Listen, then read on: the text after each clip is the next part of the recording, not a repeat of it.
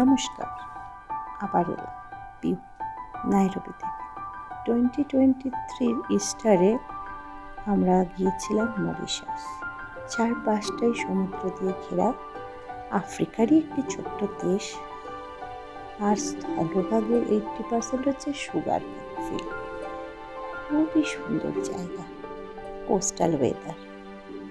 আর সবচেয়ে মজার ব্যাপার হলো ওখানে সিটিজেনদের ম্যাক্সিমামই আমাদের বিহার ভোজপুরি মানুষজন। বেশ ভালো কেটে গেছিল 2-3 দিন। তার থেকে সেই স্মৃতিরই একটুখানি আপনাদের সাথে শেয়ার করলাম। দেখুন, ভালো লাগবে।